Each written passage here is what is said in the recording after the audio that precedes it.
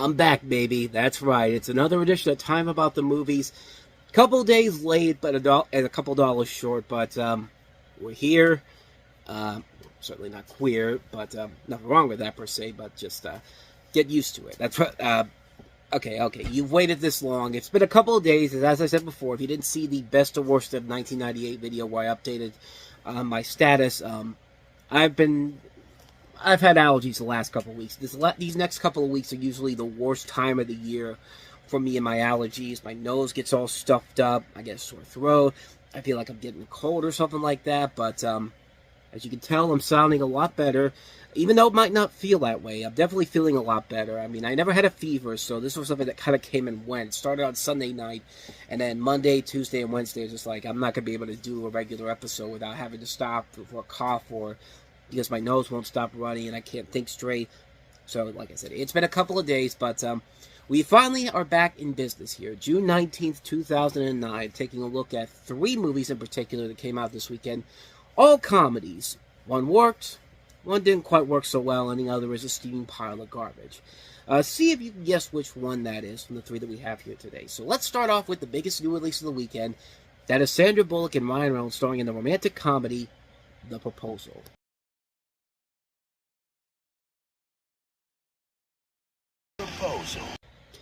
Okay, I know this is usually the point of the review where I say, I think you can pretty much figure out what the rest of the plot is going to be. Clearly, this movie is going to be terrible. I mean, why would I have anything positive to say about this movie?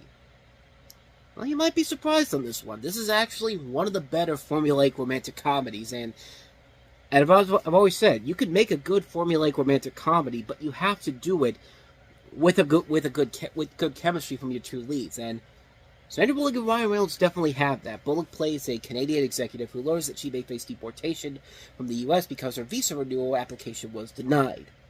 Determined to retain her position as editor-in-chief of a publishing house, she convinces her long-suffering personal assistant, played by Ryan Reynolds, to temporarily act as her fiancé. See, I'm still not sounding completely right here, but I'll get through this.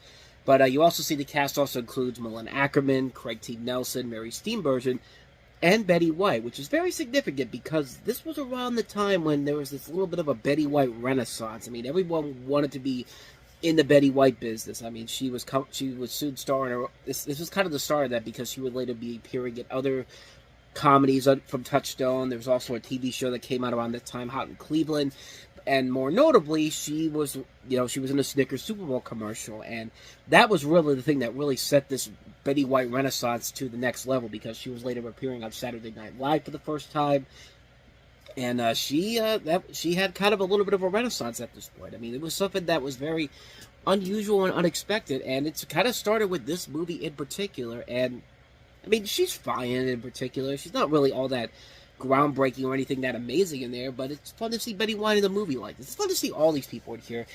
And boy, did Ryan Reynolds need this badly. Like, if you told me in the summer of 2009 which Ryan Reynolds movie was going to be the bigger hit, most people would have probably told you X-Men Origins Wolverine, right? And then look what happened. The Proposal ended up being a much bigger hit. It was a bigger critical success, and surprisingly, he and Sandra Bullock really worked well off each other. This was a big year for Sandra Bullock, too, because, she had this, and then she would have ended the year off with The Blind Side, and then have a comedy in the middle that didn't quite work. But we'll eventually get to that one when we get to Labor Day. I mean, this is a perfect example of a good, fun, little romantic comedy. It's not asking you to think with your brain. It's not just dumbifying itself down. It doesn't have all these dumb characters in particular that you just can't stand. You don't want to be anywhere near these people. No, it's a romantic comedy that's doing what its job. It's doing its job. It's got 2 likable leads to it. The script overall isn't bad. I mean, there's a couple of moments where the jokes don't really fly, but for the most part, the movie definitely delivered a lot more than I think a lot of people give it credit for. It. I don't think this is as good as something like Ghost of Girlfriend's Past, which I think is a criminally underrated gem that we've looked at before. But this film in particular, I thought was really good. I thought it was a big surprise. I didn't think it was going to really amount to anything when it came out like most people did. I thought it was just going to be another bland, generic Sandra Bullock comedy, but it's more than that. It's a fun, serviceable, bland, generic romantic comedy. And yeah, it's a very formulaic storyline, but as I said before, if your 2 leads are working off each other so well, you can let that slip aside because you're enjoying what's going on. And you can enjoy a lot about this movie that makes it work overall. It's a very Very good film, a well-made film. Surprisingly a lot better than it had any right to be. What a fun little surprise from the summer of 2009. The Proposal, pretty damn good movie. One I would highly recommend checking out. So with that said, let's go ahead and move on to our next movie, and that is the comedy that you would think would be good because it has Jack Black and Michael Cera, more importantly, Harold Ramis as the director, but, yeah, let's talk about Year One.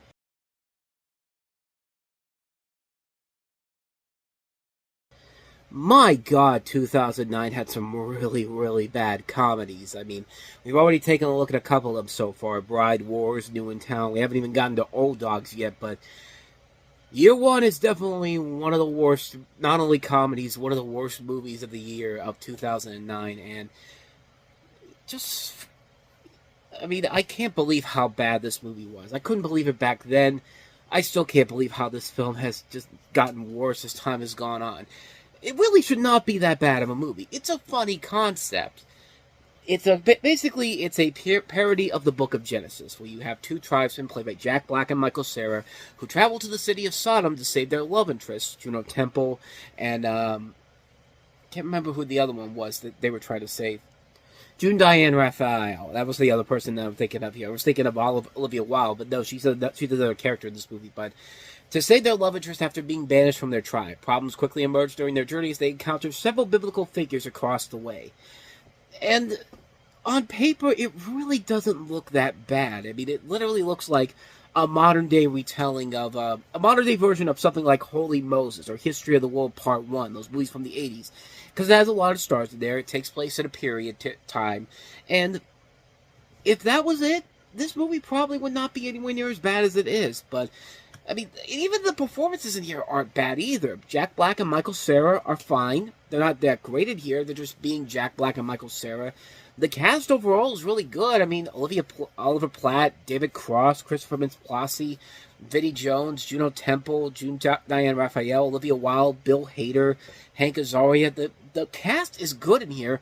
The people who made this movie are not hacks either. Like I said, Harold Ramis directed this movie, and it was the last thing he directed.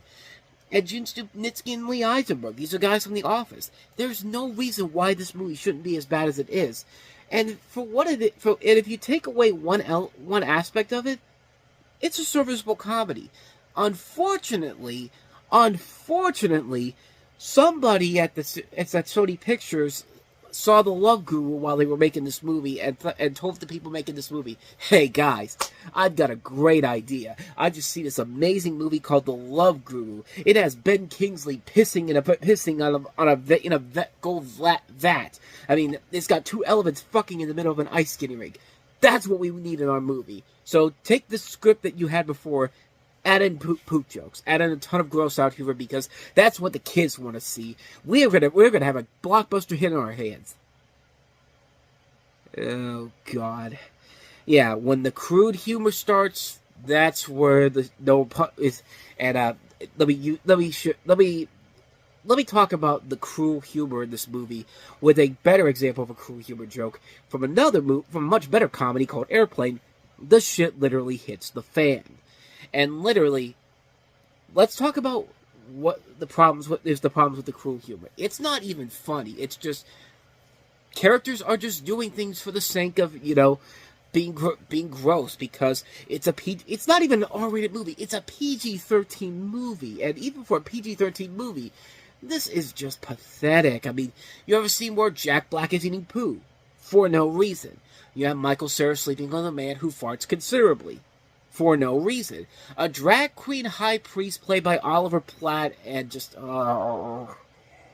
last time Oliver Platt was used in a Harold Ramis movie, he was one of the best things about that movie, and that was The Ice Harvest. And really, if you want to see a legendary comedy director in the prime of his career with a movie that really is much better than this pile of garbage is, The Ice Harvest is the movie to go. Don't even bother with this movie. Good Lord, this movie was unbelievably bad. I could not believe it. And yeah, it's bordering on Love Guru bad. It's that bad. But unlike a movie like The Love Guru, where everything about it was just wrong on so many levels and just so unfunny, there are times when the humor can work. Not the gross out humor, but the humor in general, like the stuff that they're given to these very good comedic actors. It can work. The stuff with Cain and Abel, David Cross and Christopher Mintz-Plasse. That was funny. That was actually pretty good. Some good, funny comedy. Olivia Wilde has some good, funny moments in here. So do a lot of the actors in here. But really, the main problem with the movie comes with their lazy attempts to bring in gross out humor, because that's what the kids want to see, as the studio execs at Sony were thinking when they make this movie. Like whoever said put gross out humor in this, I hope they got their ass fired because of this. Because, man, this is a terrible, terrible movie, and such an insulting way for Harold Ramis to go out. This one of the great comedy directors of all time, one of the great comedy people in general, and this is the shit he's got to go on, literally. Like, this, it's unbelievable. It is unbelievable how horrible this movie is. This is a terrible, terrible comedy, and had it been not for the few bits where there were actually some good, funny moments with the main cast, I would have said this is one of the worst movies of the year. Which it is. It definitely is. But compared to Bride Wars, compared to what we'll get to later on in the year with Old Dogs, and compared to some other comedies we'll get to that are absolutely god-awful, yeah, this is bad, but trust me, it's going to get a whole lot worse before it gets better. So strap yourself in, because we're only at the halfway mark of the summer of the year of 2009 in terms of comedy. This was not one of the stronger years for comedies in general. Even though there were some good comedies, The Hangover was good, Ghost of Girlfriend's Past was good. This one's definitely one of the worst ones, easily. So let's try to end this on a much more positive note with our last movie here, Woody Allen's latest film starring Larry David, Whatever Works.